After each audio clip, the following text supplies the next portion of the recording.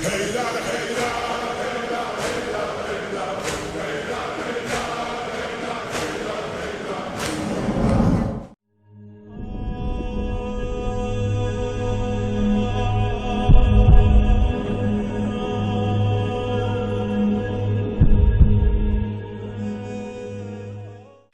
باللہ السمیع العلیم من الشیطان اللعین الرجیم بسم اللہ الرحمن الرحیم وصلی اللہ علیہ یا ولی العصر ادرکنا. معزز سامعین، سلام علیکم ورحمۃ اللہ. گریہ زہرا سلام اللہ علیہا، بیت تطہیر پر حملہ، اعتراضات کے جوابات کا ایک اور ایپیسوڈ لے کر آج ہم آپ کی خدمت میں حاضر ہیں. اس سیریز میں ہماری یہ کوشش ہے کہ جناب زہرا سلام اللہ علیہا کے گھر پر ہوئے حملے کی حقیقت ہم بیاں کریں اور اسی کے سلسلے میں مخالفین کے اعتراضات کے جوابات دینے کی کوشش کریں. پچھلے ایپیسوڈ میں ہم نے دیکھا کہ کس طریقے سے مخالفین نے کتاب سلیم ابن قیس الہلالی پر اعتراض جتایا ہے، اور ائمہ علیہم السلام کے اقوال کی روشنی میں اور علماء تشیع اور اہل تسنن کی رائے میں ہم نے یہ ثابت کیا کہ کتاب سلیم ابن قیس ایک معتبر کتاب ہے، اور اتنا ہی نہیں بلکہ تاریخ اسلام کی ایک اصل کتاب ہے. آج ہمارے اس ایپیسوڈ میں ہم پھر کتاب سلیم ابن قیس الہلالی کے متعلق ایک اور اعتراض کا جواب دینے کی کوشش کریں گے. مخالفین کا یہ اعتراض ہے کہ شیعوں کے مطابق جناب ابان ابن ابی عیاش ایک جھوٹے اور کذاب راوی ہیں. اسی اعتراض کا جواب دینے کے لیے آج ہمارے ساتھ موجود ہے جناب محمد عباس پٹیل صاحب. سلام علیکم ورحمۃ اللہ عباس بھائی. وعلیکم السلام ورحمۃ اللہ وبرکاتہ.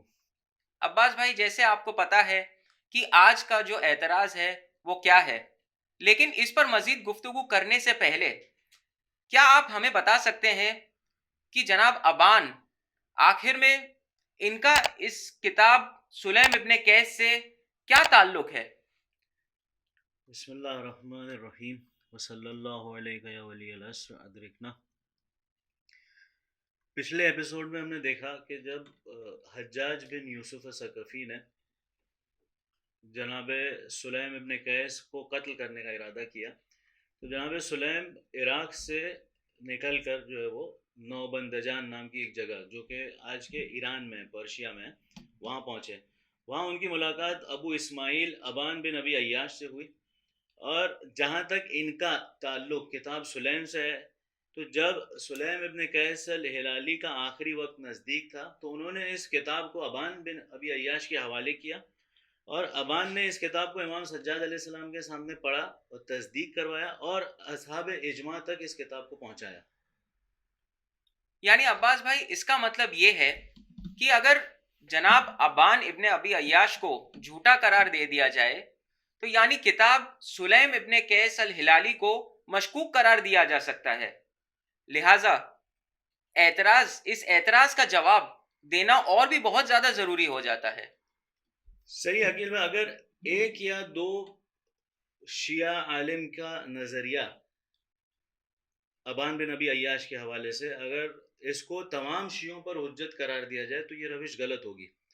اگر یہی روش کا استعمال کرنا ہے تو ہم بھی کچھ اہل تسنن کے علماء کے اقوال کو ابان کے حوالے سے لا سکتے ہیں آپ کے سامنے، جس سے یہ ثابت ہوتا ہے کہ ابان بہت ہی معتبر راوی تھے ان کے نزدیک. مثال کے طور پہ ابن حجر کی کتاب تہذیب التہذیب میں مالک بن دینار سے نقل ہے کہ فرماتے ہیں کہ ابان ابن ابی عیاش طاؤس القراء، ابان بن ابی عیاش جو ہے وہ بہترین قاریوں میں سے تھے، قراء القرآن میں سے تھے. تو یہاں آپ کے لیے واضح کر دوں کہ قراء القرآن یہ ایک منصب تھا اس زمانے میں، جو مثال جس طرح قاضی القضات ہوتا تھا اس طرح قراء القرآن یہ ایک منصب تھا. یہ وہ ان لوگوں کو ملتا تھا جو تفسیر قرآن کرتے تھے، تعلیم قرآن دیتے تھے اور بہترین قرآن کو سمجھنے والے لوگ تھے. یا ایک دوسری جگہ پر اسی کتاب میں ایوب سے ملتا ہے کہ ما زلنا نعرفہ بالخیر منذ الدہر، یعنی ہم ہمیشہ سے ابان کو بہترین یا اہل خیر میں سے جانتے تھے. یا اسی کتاب میں سلم العلوی کہتا ہے کہ اس نے ابان بن ابی عیاش کو رات کی تاریکی میں انس سے حدیث لکھتے ہوئے دیکھا. اور سلم وہ شخصیت ہے جو ہلال کو یعنی ہلال چاند کو لوگوں کے مقابلے 2 رات پہلے جان لیتا تھا، یعنی ان کی کتاب کے حساب سے. تو اگر ان حوالوں کو جو ہے بطور حجت ہم استعمال کریں اور اہل تسنن کے سامنے پیش کریں کہ آپ کے کتاب میں ابان بن ابی عیاش جو ایک بہت ہی معتبر راوی تھا، تو کیا یہ روش صحیح ہوگی؟ اس کے لیے ضروری ہے کہ ہم تمام علماء کے نظریات کو دیکھیں اور جو اکثریت علماء اور محققین نے بیان کیا ہے اس کو نظریہ قائم کرے اور اس کو حجت قائم کرے. یقیناً عباس بھائی، آپ نے جو کہا وہ بہت صحیح کہا، لیکن میرا ایک سوال ہے کہ کیا شیعہ علماء میں سے کوئی ایسا ہے کہ جس نے جناب ابان کو جو ہے وہ جھوٹا قرار دیا ہے؟ اس کے برعکس ملتا ہے. جھوٹا تو بہت دور کی بات ہے، بلکہ اس کے برعکس ملتا ہے. مثال کے طور پہ ہمارے ہاں جناب ابان کی تعریف کی گئی ہے، تعریف ہی نہیں، ان کو اصحاب ائمہ میں قرار دیا گیا ہے ہمارے علماء نے ان کو. مثال کے طور پہ کتاب آیان الشیعہ میں محسن الامین فرماتے ہیں کہ ابان ابو اسماعیل بن ابی عیاش البصری الزاہد، یعنی ابان جو ہے وہ ایک زاہد تھے، متقی اور نیک انسان تھے، اور ان کا نام ابی عیاش فیروز تھا، اور ان کو دینار بھی کہا گیا ہے. یا مرحوم برقی رحمۃ اللہ علیہ نے اپنی رجال میں ابان کو اصحاب امام سجاد علیہ السلام اور اصحاب امام باقر علیہ السلام میں جانا ہے، یعنی یہ مرتبہ خود جو ہے وہ بہت بلند مرتبہ ہے. اگر ہم علامہ شیخ محسن زنجانی کی کتاب کی طرف رجوع کریں تو اس سے یہ پتہ چلتا ہے کہ انہوں نے جناب ابان کے بارے میں فرمایا کہ میرے نزدیک ان کی روایت یعنی جناب ابان کی روایت قابل قبول ہے، وہ اس لیے کہ ہمارے ثقہ محدثین نے مثال کے طور پر جیسے صفار ابن بابوہ ابن ولید نے ان پر اعتماد کیا ہے. یعنی یہ سب جو ہے وہ ہمارے جید محدثین میں سے جنہوں نے جناب ابان پر اعتماد کیا، اور اسی بات کا اشارہ یا اسی بات کی تصدیق علامہ شیخ موسیٰ زنجانی اپنی کتاب میں کر رہے ہیں. جہاں تک جھوٹا یا کذاب یا وضاع کی بات ہے تو یعنی یہ بالکل درست نہیں. ہمارے کسی عالم نے جناب ابان بن ابی عیاش کو نہ جھوٹا قرار دیا ہے، نہ مجہول قرار دیا ہے، نہ دھوکے باز قرار دیا ہے جیسے کہ دعویٰ کیا گیا ہے. خیر، شیخ طوسی نے ابان کو اپنی رجال میں 2 مرتبہ ذکر کیا ہے. ایک صفحہ 126 پر، یہاں پر ان کو تابعی اور ضعیف کا ہے. دھیان میں رہے یہ بات عقیل بھائی کہ لفظ ضعیف استعمال ہوا ہے، نہ کہ کذاب یا وضاع یا دھوکے باز یا مجہول. اور دوسری مرتبہ اسی کتاب میں شیخ طوسی نے صفحہ نمبر 164 پر ابان کو بصری اور تابعی کہا ہے، یہاں پر لفظ ضعیف نہیں لایا. تو اس سے یہ پتہ چلتا ہے کہ لفظ ضعیف جو یہاں پر پہلی بار شیخ طوسی نے استعمال کیا ہے اس کا کوئی بیک گراؤنڈ ہے. اور اسی کی طرف جو ہے وہ سید ابتہی اشارہ کرتے ہیں کہ شیخ طوسی نے جو لفظ ضعیف استعمال کیا ہے وہ در حقیقت میں تصحیف ہے، اور تصحیف یعنی رائٹنگ مسٹیک ہے جو کاتب نے لکھ دیا ہے. یہ حقیقت میں ضعیف نہیں تھا بلکہ صغیر تھا، یعنی تابعی صغیر، جو بن گیا یعنی تصحیف کے بعد بن گیا تابعی ضعیف. یعنی عباس بھائی، ابھی تک ہم نے جو دیکھا اس کے مطابق اہل تسنن کے کچھ علماء نے جناب ابان کی تعریف کی ہے، اور شیعہ علماء کی اکثریت نے جناب ابان کو امام کا صحابق بتایا ہے. تو پھر آخر جناب ابان کی اصلیت کیا ہے، ان کی حقیقت کیا ہے؟ اگر کسی کو حقیقت سمجھنا ہے تو تاریخ پہ غور کرنا ہوگا، کتابوں کو کھنگالنا ہوگا، اور سمجھنا ہوگا کہ حقیقت کیا ہے، جاننا پڑے گا. اگر ہم تاریخ پہ غور کریں تو ہمیں یہ پتہ چلتا ہے کہ ابان اوریجنلی اہل تسنن مسلک سے تھے، اور جب ان کی ملاقات جناب سلیم بن قیس ہلالی سے ہوئی اور سلیم نے اہل بیت کے اوپر جو ظلم ڈھائے گئے رسول اللہ کی شہادت کے بعد اس کو بیان کیا ابان سے، تو ابان شیعہ ہو گئے.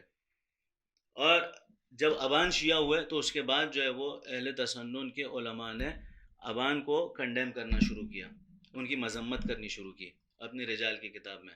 جب تک وہ اہل تسنن کے مسلک سے تھے تو ان کی تعریف ہو رہی تھی، جب وہ شیعہ ہو گئے تو اور رافضی ہو گئے تو ان کی مذمت شروع ہو گئی. اور ہمارے علماء میں ملا استرابادی نے اپنی کتاب رجال کبیر میں اس بات کا خلاصہ کیا ہے.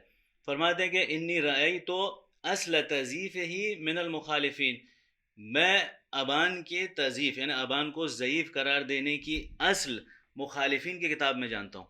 من حیث تشیع، یعنی جیسے ہی وہ شیعہ ہو گئے ابان، مخالفین نے ان کی مذمت شروع کی، اور وہی چیز ہماری کتابوں میں بھی آ گئی، یا ہماری کتاب میں ایک جگہ آ گئی ہے.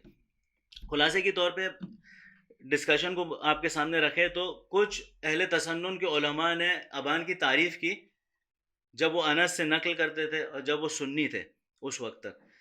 جیسے ہی ابان رافضی بن گئے تو احمد ابن حنبل اور شعبہ وغیرہ نے جو ہے وہ ان کی سخت مذمت شروع کر دی اور ان کے خلاف جو ہے وہ بغض کا اظہار کیا. حد تو یہ ہو گئی کہ شعبہ نے ابان کے حوالے سے کہا ہے کہ میں ابان کی روایتوں کو نقل کرنے سے بہتر یہ جانتا ہوں کہ میں گدھے کی پیشاب پی لوں یا زنا کر لوں. اس کے باوجود شعبہ نے جو ہے وہ ابان سے حدیث نقل کی ہے. بہت بہت شکریہ عباس بھائی کہ آپ نے کتاب سلیم ابن قیس الہلالی اور جناب ابان کے حوالے سے جو اعتراضات تھے ان کا بخوبی جواب دیا. ان تمام چیزوں کو دیکھنے کے بعد عباس بھائی یہ نتیجہ نکالا جا سکتا ہے کہ جب تک جناب ابان اہل تسنن کے تابعی تھے تب تک ان کی تعریفیں ہوتی تھی، جب تک وہ ان کی حدیثوں کو پڑھتے تھے، ان کی حدیثوں کو نقل کرتے تھے، تب تک ان کی تعریفیں ہوتی تھی. لیکن جیسے ہی وہ شیعہ بن گئے تب سے ان کی مذمت شروع ہو گئی اور تب سے ان پر جھوٹے ہونے کا اور کذاب ہونے کا جو ہے الزام لگا دیا گیا. تو ناظرین، ہم نے مختلف روایتوں سے دیکھا کہ کتاب سلیم ابن قیس الہلالی کے معتبر ہونے پر کوئی سوال نہیں اٹھا سکتا، اور بے شک جناب زہرا سلام اللہ علیہا پہ جو ظلم ہوئے ہیں، یہ اعتراضات اسی ظلم کو جھٹلانے کی ایک ناکام کوشش ہے. اس کے باوجود اس ٹاپک پر اگر کسی کو بھی کوئی سوال ہے تو وہ ہمیں ہمارے سوشل میڈیا ہینڈل پر کانٹیکٹ کر سکتا ہے. ہم کوشش کریں گے کہ ان کے سوالوں کا دلیلوں کے ساتھ جواب دیں. انشاءاللہ کل پھر حاضر ہوں گے اسی سیریز کے ایک اگلے ایپیسوڈ کے ساتھ، یعنی گریہ زہرا سلام اللہ علیہا، بیت تطہیر پر حملہ، اعتراضات کے جوابات کے ساتھ. اسی کے ساتھ ناظرین ہمیں اجازت دیں. التماس دعا. شکریہ. یا علی مدد.